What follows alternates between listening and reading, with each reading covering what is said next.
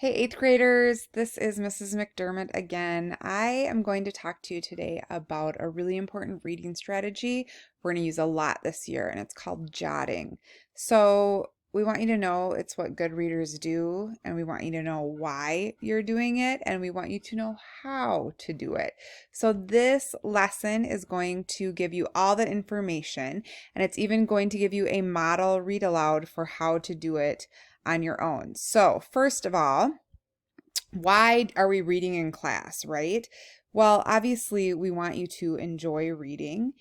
Some of you might remember when you first learned to read how excited you were, how you were reading everything. My kindergarten son just came home and said, "Mom, did you know I'm going to be a reader forever?" And it's so cute. And then I see eighth graders who write to me every year on the first day of school, "I don't like reading." Okay. So something happens in between there, and we want you to get back to that love and excitement of reading. We also want you to be able to talk about books and topics because it's what adults do in the real world. We want you to build vocabularies that are vast and strong and that you can use when you're talking to other people. We want you, and I think this is really more important than ever, to take your eyes off of screens. I don't know about you, but since we've started school, I have had major headaches. I feel like I'm constantly staring at a screen. It is 9 o'clock at night and I'm still making this video. We need to give our eyes a break. So I know some of you are reading on electronic devices, but I really think it's important to try to read off of paper too. We want you to use your imaginations. We want you to understand topics and current events and people and places, and we want you to be able to speak intelligently about them. We want you to grow into well-rounded human beings who know about a lot of experiences in different places and cultures and times, and to who have empathy and who can relate to other people. And we also want you to think, and reading is thinking. So, how do we as teachers get to know what you're thinking when you're reading, and if you're understanding what you read, and if you're making connections to what you read? And so, jotting is the way that you do this. So, why you're going to jot in class is because we need to see that you are making sense when you're reading, that you are thinking about what you're reading. That's kind of the point. And that when you're reading the words, you're comprehending them, you're thinking about it, and it's making sense to you. We also want you to be able to talk about books with a partner or talk about them to us. And so sometimes jotting things down makes it easier to do that. It makes it easier for you to remember important parts. It might help you start to think about the way that you read and the way writers write and the way texts work. You'll find important moments or key characteristics of characters. It might give you ideas for writing about books and literary essays, and it's going to help you make connections. So the next thought is, okay, so what am I supposed to jot about? Well, first of all, you need some materials for jotting. So what you'll need is your Post-it notes, perhaps, a pen or a pencil. You'll need definitely your reading book, obviously. You'll need your English notebook that you bring with you every day, and you need your noggin. All right, so this next slide is a short video of me reading and jotting. So you'll hear me reading, and then you'll see me stop, and I'll tell you what I'm thinking. Now, when you're really reading, obviously you're not going to sit there and go, "Oh, that was funny," right? I did that because I'm showing you what I was thinking as I was reading, but then I jotted them down, and then we're going to show you what to do with those jots. So enjoy Gifted by Dave Barry.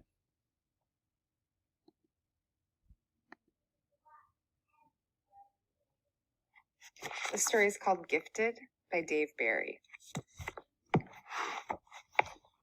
When I was a small boy, gift shopping was simple because I had very few people to buy gifts for, and once I found a gift that worked, I stuck with it year after year. For example, I always gave my father a belt.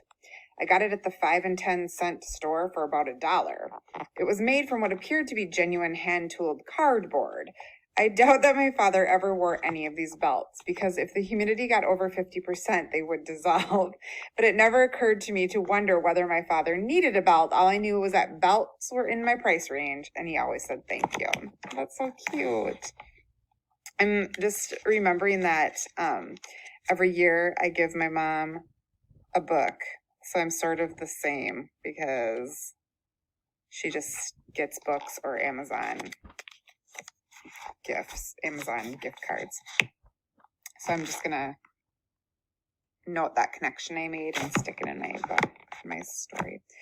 I always give my mother a little bottle of toilet water, so toilet water makes me think of teaching and Frank, because she takes toilet water and mixes it with stuff, but toilet water is actually perfume, which I always have to explain to kids when we read that. But so I know that toilet water is perfume, but I have another connection to that too, which also cost about $1. At first, I believed that this was water from an actual toilet, just like the kids, and I had no idea what she was supposed to do with it. But it came in a nice bottle, and it was also in my price range. And my mother always acted thrilled, holding the bottle up for general admiration. "Oh, look what Davy got me," she'd exclaim, in a voice containing no hint of the fact that this was the 4th consecutive Christmas she'd received it. Toilet water! I usually made Christmas gifts for my sister.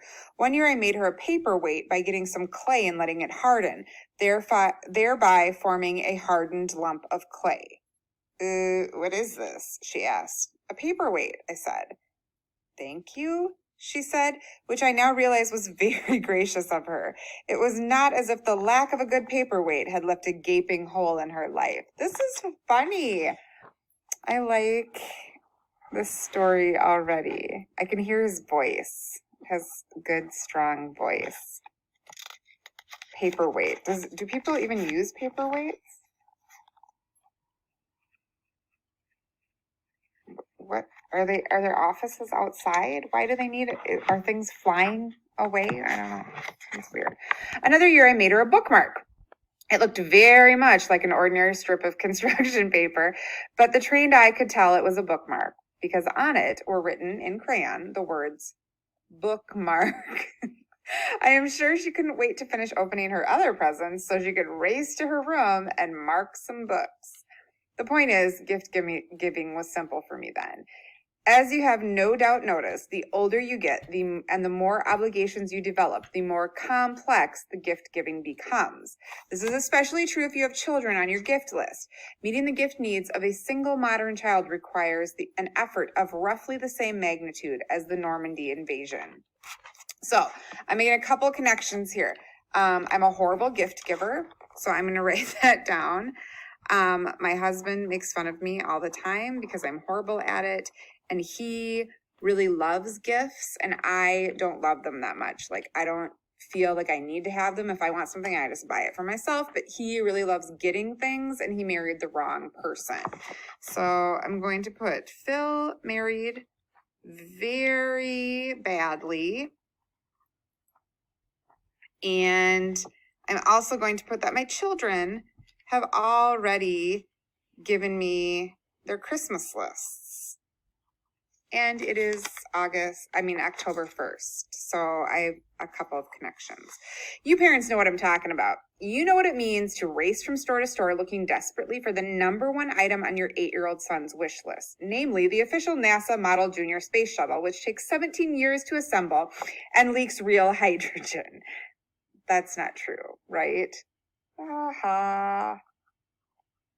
He's being sarcastic. That's sarcasm. Okay. Woo.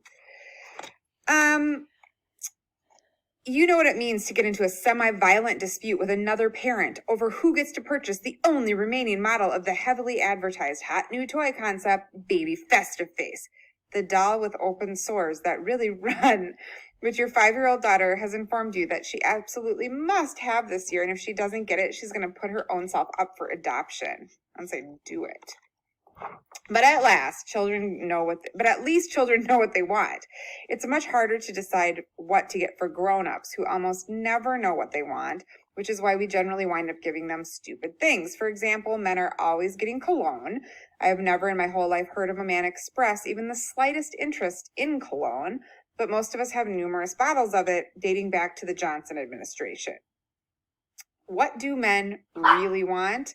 I'm generalizing here, of course, but I'd say that what men really want is to be left alone at key moments. Well, wouldn't that be nice? I think women want that too. So do women. Leave me alone. So do women. Okay. For example, if you're in a relationship with a man and you have decided after much thought that the two of you need to have a long, probing conversation in which you both sincerely try to understand each other's innermost feelings, then the man would consider it a wonderful gift if you would not announce your decision during an important televised football game, defined as any televised football game. Oh my God, if I try to talk, I'm just going to put this, Notre Dame football. If I try to talk to Phil during any Notre Dame football games, he goes insane. Another great gift for a guy would be to tell him that you took the car and had the oil changed and the tires rotated. But usually what we get is cologne. What women really want, of course, is for men to share their innermost feelings. So what most men give them is appliances. I was guilty of this for many years until I realized that although my wife could appreciate a fine appliance, she couldn't really cherish it. You never see scenes like this in the movies. Brad, well, Dorothy, I'm off to the war. Dorothy, oh, Brad, please be careful. Dorothy, oops, Brad, I shall, Dorothy, but just in case I don't come back, I want you to have this. Dorothy, tears of happiness streaming down her face. Oh, Brad, it's a General Electric coffee maker with a 12-cup capacity and an auto timer function. I noticed right here, if you can see this, that it kind of switches to a format like a play. So I'm going to write that down, just noticing that that's kind of a different way to write. But it adds to the humor, definitely, because it made me laugh. And I could picture that in my head. I got a really good picture in my head of these two people, this guy going off to war and then her getting a coffee maker. I've gradually learned that as a rule, women prefer romantic items, which can be defined as items that are small but cost a lot and do not have plugs, such as jewelry. The ultimate romantic gift for a woman would be a single molecule of some extremely expensive substance in a tiny, cherishable box. But you'll probably get a water pick, you dork. The end.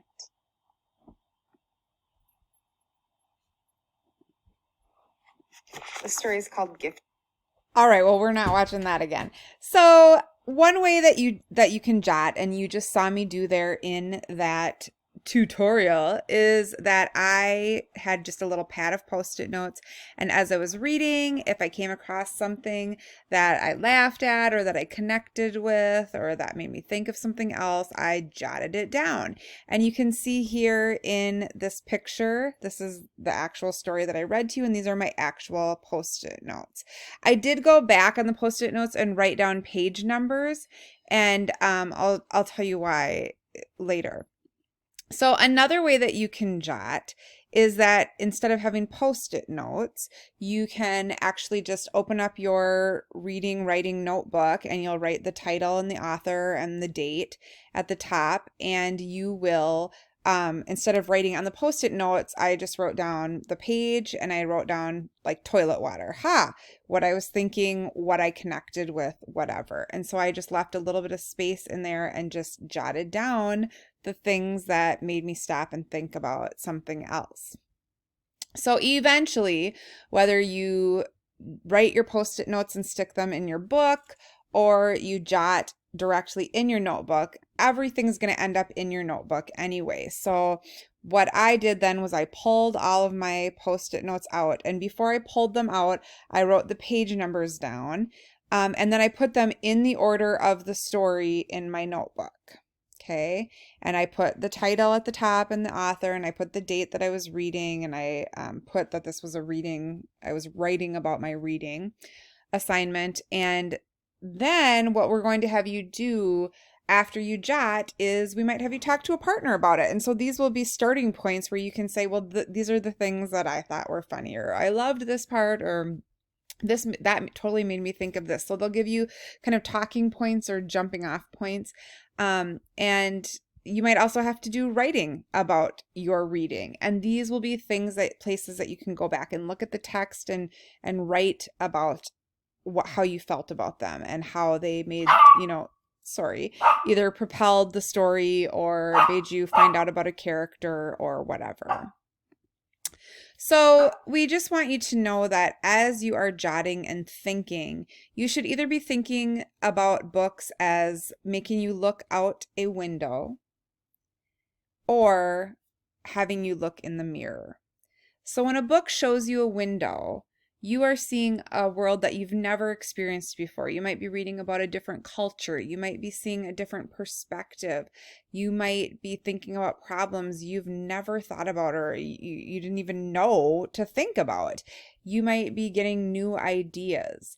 Examples of these, I read a book called Shabanu, Daughter of the Wind, probably 20 years ago, and it gave me a whole different perspective. I didn't know what it was like growing up in the Middle East, and so I didn't really understand, and so that showed me the window of this culture and things that were happening that I didn't know before. Books can also show you a mirror, and I think that this example in the story Gifted that we just read, I saw a lot of myself in that experiences. So the things that I was thinking and jotting down, I was laughing about because I had done them too, or someone, like my husband doesn't want me to talk to him during football games or whatever. So when you are looking in the mirror through a book, you might find yourself in someone else's experiences. You might, and it might not be exactly your experience, but you might be able to go, oh, what's happening in this book is kind of what's happening in my life, or what's happening here in this society, in this dystopian world is kind of what's happening in my world now, or whatever it is. Okay, so it's either going to make you see something totally different that you don't know, but you're learning about it, or it's going to show you some things in your own life that maybe you didn't think about before, or now are going, I connect with that. Okay, I might start to think about that differently. So what are some things that you can jot about? So anytime the text makes you stop and go, oh, I think something's going to happen, that's a time when you're making a prediction. Why is my dog barking right now? I'm going to predict that she needs to go out and go potty. But let's hope she can stay sort of quiet until the end of this video. Can she? Doesn't seem like it. Anyway, you can jot down about things that surprise you. You can jot about You could also write about important events that happen in your story. Maybe you run across a word that you don't know. Write it down. Maybe you're looking through a window and there's this new world or something that happens that you didn't know about or that you hadn't ever thought about before. Maybe a character makes a big change, or maybe a character does something that you either like or you don't like, right? Anytime you feel emotions, you laugh out loud, you're happy, you're sad, you cry, or you feel like, oh, that was touching, right? I got a little lump in my throat. All right, those are things you can jot down. Changes in the text, or when the point of view changes or the voice changes. You notice that I did that with that Dave Barry story because that part happened when they kind of went into dialogue. Questions that you have about the text, stuff you don't understand. Times when setting or mood changes. Maybe there's just a super cool sentence or word that you love and you're like, oh, that was the perfect way to say it, right? Write those down, jot those down. So think about those things as you're jotting and as you're reading, and we'll put this as an anchor chart too so that you can always have it to look at. But basically, when you're jotting, we want you thinking. We're not interested in necessarily what you're reading. Like, can you tell us about your book? Great. But we want to know what you think about that book, because that's what's really important. What are you learning? How are you growing from reading this text? Because that's the good stuff. All right, so what you are going to do now is get into your own Just Right book, and you are going to start reading and jotting. So you can either open up your notebook and do a jot on a piece of paper in your notebook, or you can grab some post-it notes from your desk and you can start jotting on those. All right, you guys, off you go.